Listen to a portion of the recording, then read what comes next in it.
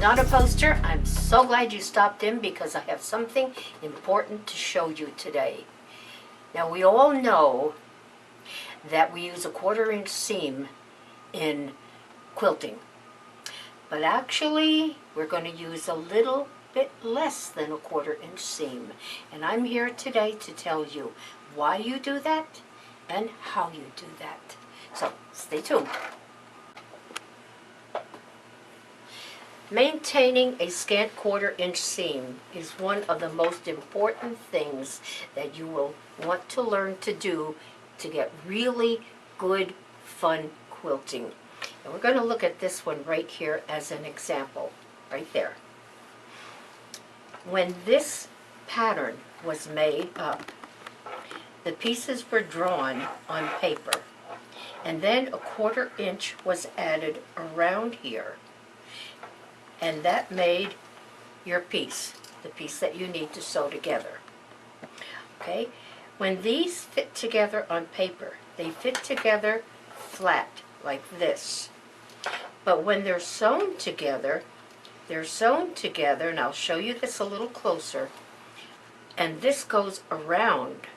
As it goes around, you lose just a hair, and you need to account for that hair. For example, if you lost a little here and a little here, like this right here and this would be too small to fit up against here, which has no seams.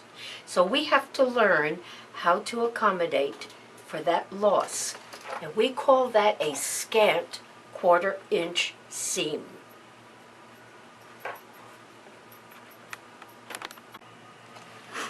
Now, first we're going to start off identifying a 1/4 inch seam. And by the way, when you measure small amounts like this, don't measure from the end of your tape measure. Measure somewhere in the beginning. So I've lined this up very carefully.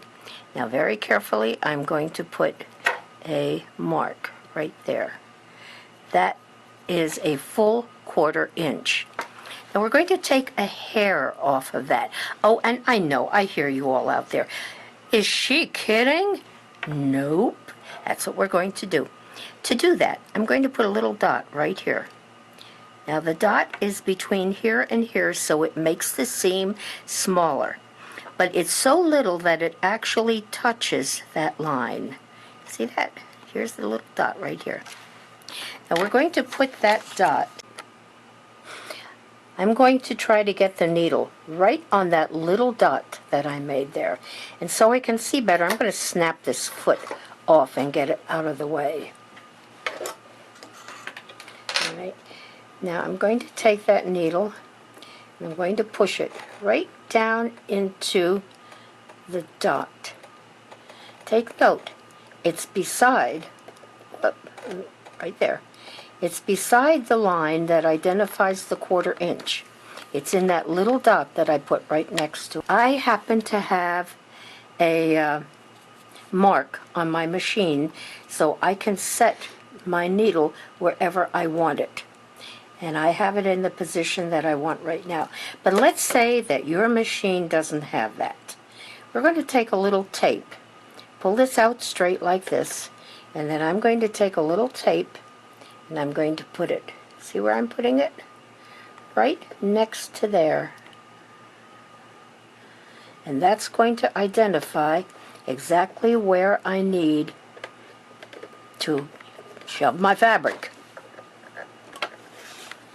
Okay, so I would take the piece of fabric and run it.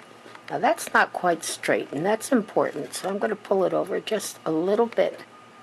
Take note that I've put my tape right up here as close to the foot as I could get.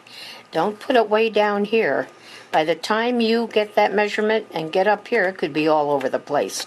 So you want that tape, or whatever marker you use, as close as you can get to the foot where it goes under. Now we're ready to sew. And I'm going to run that right along there. See how that would go? Now if you have a problem just following this, that you have a tendency to go over, there's a lot of people who like to put a little stack of something there, like Dr. Scholl's foot pads or something like that, or a little stack of glued together Post-it notes right there, so they have something to butt up against.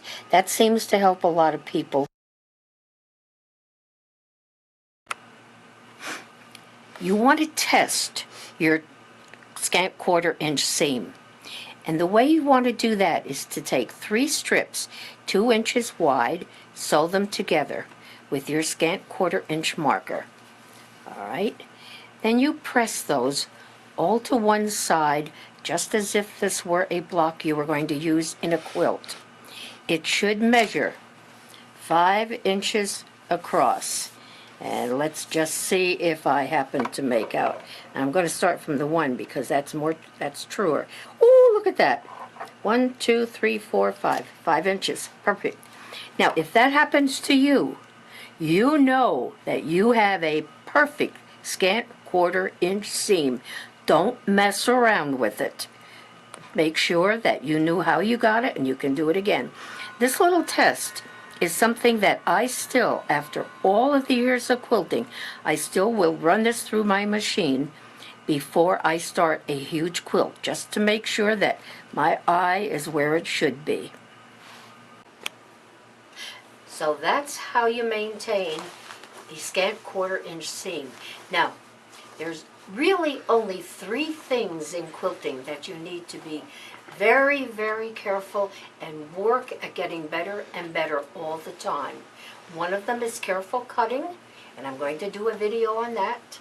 The other one is know your pressing techniques. I'll do a video on that. And definitely this scant 1/4-inch seam and how to maintain it is so important. Be sure you work at that. You'll enjoy your quilting so much more. Thanks for coming. Bye.